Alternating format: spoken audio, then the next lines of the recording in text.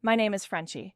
I am an 8-month pregnant sex worker artivist writing this post on my phone from the parking lot of a weekly motel. I'm a California native born and raised in the suburbs of the state capital city. I understand that I grew up with more privilege than most black kids my age. Privilege doesn't absolve you of dysfunction, it delays it. In growing up in constant dysfunction, I have grown used to a survivalist mentality. I began sex work when I moved into my own place, a trailer that was donated to me with my son in my 20s. I was just trying to make ends meet in a society that doesn't provide women like me with many safe options. It started mostly online, and sometimes I had clients. Eventually, my neighbors called CPS for a welfare check on my kid. I remember being so confused as I was, a single mom, no car, a college student with mental illness that wouldn't allow me to sustain a typical job. I remember confiding in a younger neighbor, a white girl my age who I thought I could trust. We went to high school together. She talked down about the providers in the industry, insinuating we were disgusting and desperate. I let her use my bathtub when her water heater wasn't heating up enough. She continued to judge but never tried to understand. This moment clarified to me that you cannot be open with everyone, even so-called friends.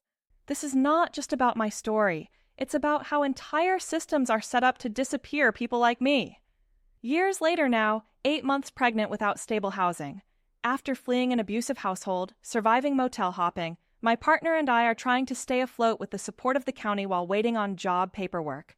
I'm still a college student pursuing a degree in deaf studies. I have less than a year left. We have our emotional support animals with us, no car, a temporary Airbnb for a few days, and nowhere else to go.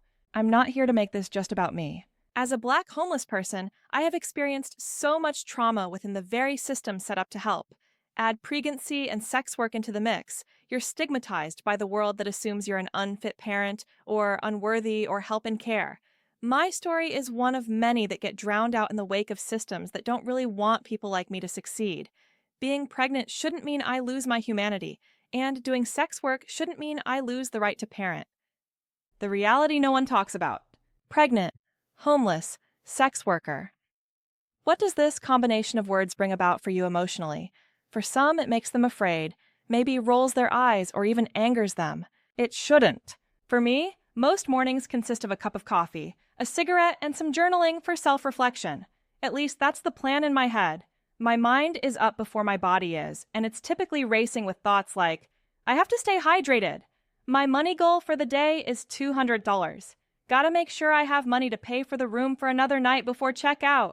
Gotta find a roommate that accepts pregnant women, kids, and emotional support animals, and more. Since pregnancy, I've been more focused on the medical and survival aspects of my life. I have a small privilege of only working online, but it comes with its own barriers. Being fetishized, ghosted, stigmatized for working while pregnant, making sure to age verify buyers if they're buying content outside of fan sites, and making survival choices daily. I have to turn in this documentation so we can continue to get help. Gotta choose between buying food and risk being short on my room or having myself and my small family sticking it out with microwave meals from the gas station and covering more pressing needs like covering the storage or getting another night inside somewhere. Cravings? Forget about that. The only satisfaction I'm finding is in the privilege of sleeping in an actual bed in a room with a door that locks.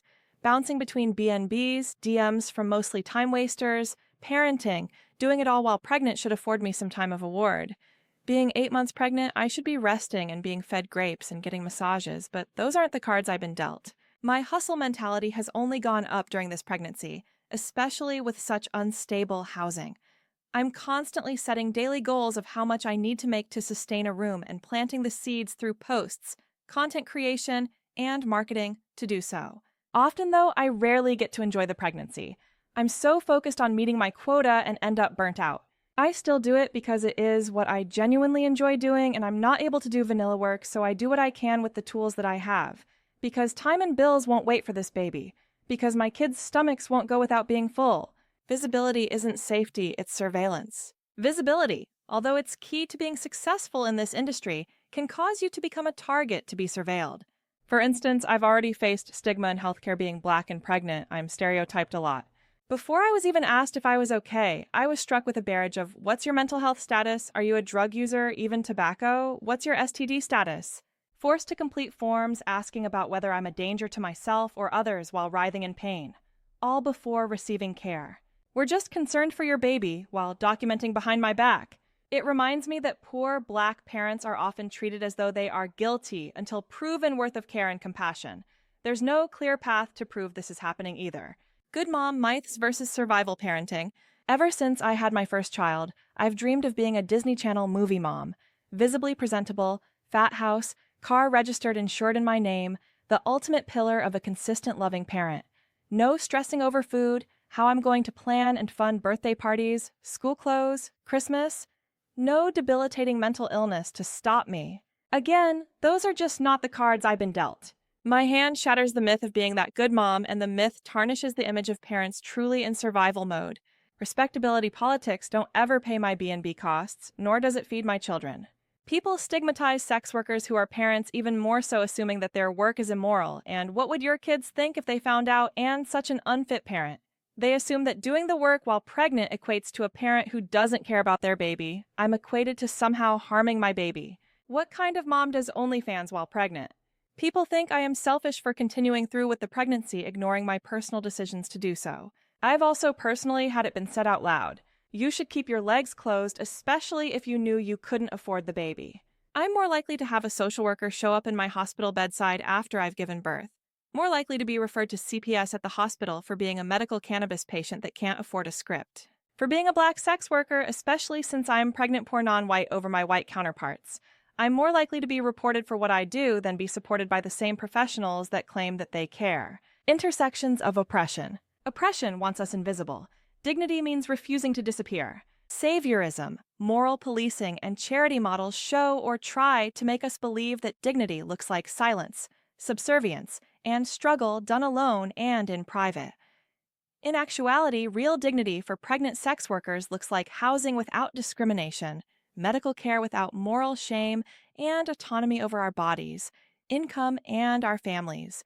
Pregnant sex workers are already resilient, filled with love and care, and deserve the right to come as you are. Frenchie's story is one we hear every day on the hotline, on social media, buried in the news because no one wants to talk about broken systems and institutions. But being an ally to sex workers and survivors isn't hard to do. How to show up for sex workers and survivors. We are strongest together, and as the saying goes, a house divided against itself will always fall. Support your local pregnant sex workers, especially Black and disabled femmes. Give directly. Cash, phone bill, motel stays, transportation. Mutual aid is not charity. No strings, no savior complex. Speak up. Challenge stigma in your own communities. Push for policy, decriminalization, housing rights, disability, and medical justice. Support organizations like Suede Vegas, Swap Behind Bars, Woodhull Foundation, Black Sex Worker Collective, TGI Justice Project. You have the right to advocate for policy changes, decriminalization, disability rights, housing rights, and medical justice. I want you to know, reader, that there is so much power in storytelling as activism. By reading, commenting on, and sharing this, you propel the message even further. You can advocate for your fellow sex worker by standing beside them and lifting their voices. Consider, what does real support look like? What will you do differently after reading this? Don't just feel bad. Do something. Donate to Frenchie directly on Cash App, $Madam Francis. Follow on Twitter at GFrenchII. Subscribe to Frenchie's Substack, www.stonerfrenchie.substack.com. Share. Uplift this message and support Black sex worker parents. Want to share your own story? Write to us at info@swapbehindbars.org.